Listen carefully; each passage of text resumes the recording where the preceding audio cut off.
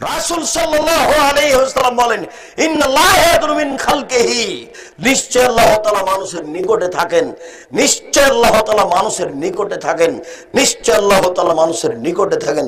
একফিরু মান ইস্তাগফিরু, যে ক্ষমা চায় তাকে ক্ষমা করে দেন, যে ক্ষমা চায় তাকে ক্ষমা করে দেন। ইল্লাল বাগিন বিফারজিহা, তবে যার অবৈধ সম্পর্ক আছে তাকে আল্লাহ ক্ষমা করেন না, তার দোয়া কবুল হয় না।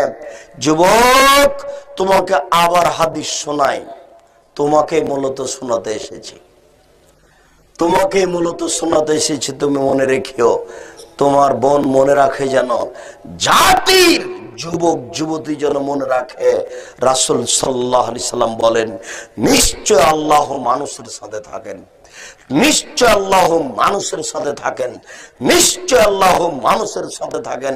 একফিরু মান ইস্তাগফির, যে ক্ষমা চায় তাকে আল্লাহ ক্ষমা করে দেন, যে ক্ষমা চায় আল্লাহ তাকে ক্ষমা করে দেন, যে ক্ষমা চায় আল্লাহ তাকে ক্ষমা করে দেন। ইল্লাল বাগিন বিফারজিহা, তবে যার অবৈধ সম্পর্ক আছে তাকে ক্ষমা করেন না। যুবক, তুমি ম্যাট্রিক পরীক্ষা দিয়েছো, আল্লাহর দরবারে খুব প্রার্থনা করছো, আল্লাহ আমার রেজাল্টটা যেন ভালো হয়, আল্লাহ আমার রেজাল্টটা যেন ভালো হয়, কিন্তু তোমার আরেকজন যুবতীর সাথে মোবাইলে গল্প চলে। তুমি বিশ্বাস করো, যতদিন পর্যন্ত তোমার মোবাইলে গল্প চলছে ততদিন পর্যন্ত তোমার দোয়া কবুল হবে না, তোমার পাপ ক্ষমাও হবে না। তোমার মা তাহাজ্জুদ পড়ে, বোরখা পরে চলে, তোমার বাপ যখন থাকে না তখন তোমার মা মোবাইলে আরেকজনের সাথে গল্প করে।